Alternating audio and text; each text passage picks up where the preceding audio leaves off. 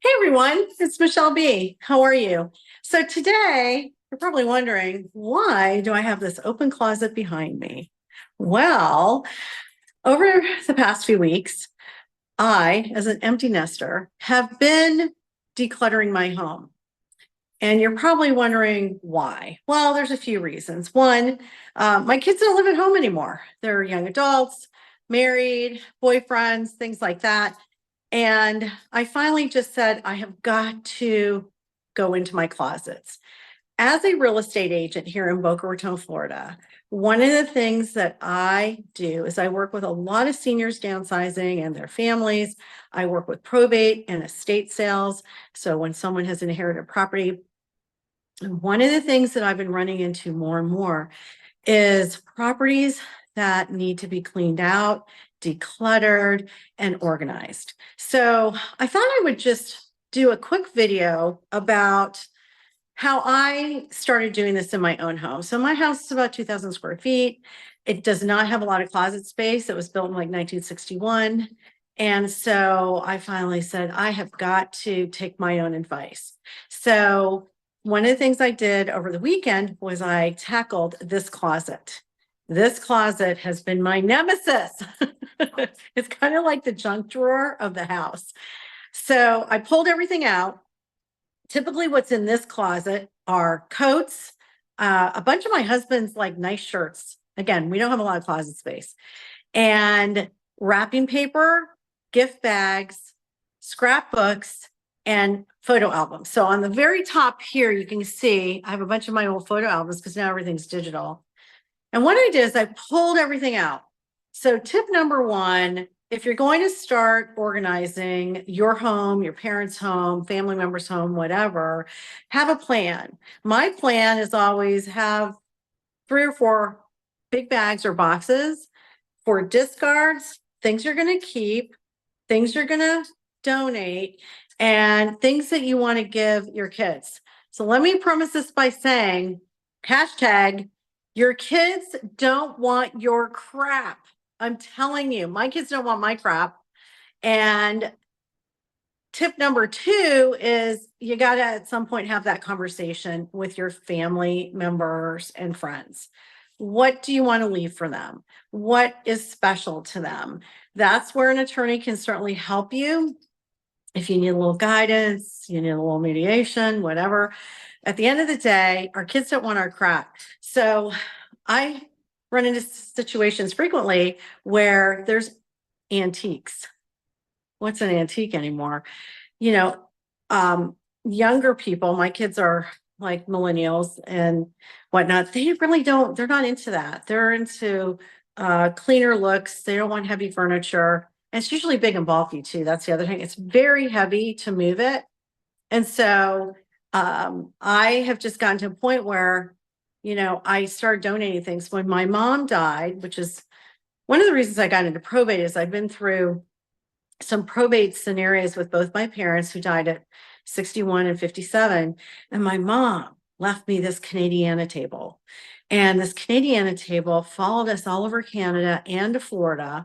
And I'm telling you, I literally was like, I can't make this work. I tried for years. I was like, I'll make it a bar cart. Oh, I'll make it like a makeup stand. No, it didn't work for me. And that was my first inkling is your kids don't want your crap. And her intentions were great, but I just hated that table. I finally put it out on the curb and let someone else enjoy it. And so tip number 3 is if you have bulk day in your neighborhood, take advantage of it. It is the best thing since sliced bread. My husband and I are going to declutter his man cave, i.e. our garage. We don't have basements here in Florida. And I said, what we're going to do is every weekend, we're going to pull things out to the curb for Monday. And we're going to slowly but surely get that taken care of. I've knocked out 5 closets in my house recently. My younger daughter, Hallie, helped me with one of my closets, got rid of lots of shoes, handbags, things that I'm not ever going to use again, and donated them. A lot of it was junky. And keep in mind, tip number, I think 4, nonprofits, a lot of them have their stores, which is awesome, but they don't want crap either. They don't want crappy stuff. So if it's torn, broken, in rough shape, like really overused, just toss it. They're really not going to use it. You can recycle, like with your recycle bins and garbage and stuff like that, but they're really not going to take it. So even like furniture, a lot of times I have clients say, oh, I'm just going to call so-and-so to pick up this furniture and it's in rough shape. It's got holes in it or buttons missing or whatever. Forget it. Now you could use Marketplace. You could use Marketplace and see if you could sell or even give it away. If you are going to use Facebook Marketplace though, make sure you use all the safety things that they have in place. They have lots of guidelines. So going back to this closet, so it was a hot mess. I ended up moving all of my husband's shirts to his closet where he keeps everything. And now just jackets and winter wear in here. The other thing is I organized all of my wrapping stuff. I don't like using wrapping paper. I like gift bags and tissue paper. My God, I am the tissue paper queen, by the way. So I organized all that and just, folded it. It's in the orange, it's right there, orange bucket. The other case right there, milk case, whatever you call it, is all gift bags. Birthday, Christmas, new baby, you name it. Couple of those big bags, those are kind of those nice big bags you can get from Target or Aldi's. So I have some extra tissue paper in there that, stuff bags with, whatever. And you can see I've got like a ladder. Let's see, I'm not good at this. A little step ladder and just a few other things in there. So what's really nice is that this has just always been a mess. So I got that done. My guest bedroom one, same thing. I went through it all and I put in all of, and I have a, come over here. I organized that so that if I have guests, they can hang up their clothes. Just got rid of a lot of stuff. There were kids stuff, lots of stuff. So 5 closets in the last couple of weeks, donating things and taking it to the curb and putting it out. So when you're getting ready to sell your home, a realtor is going to have this conversation with you. It's not an easy conversation for us to have, by the way. When we walk into someone's home and we're like, oh my, well, here's what we need to do. This is going to take a little time, right? And at the end of the day, it's to help you have the highest and best for your home. So again, just to recap about some decluttering here, I made some notes. Start small and start specific. So don't overwhelm yourself. You don't have to do it in a day. I told my husband this. I helped him organize his truck. He has a pickup truck. He does like plumbing stuff and he's fishing. And I'm like, oh my God, holy heck, this is just a mess.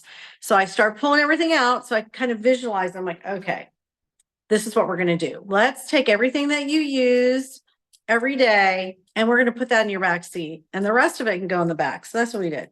So begin in a small area with a specific category.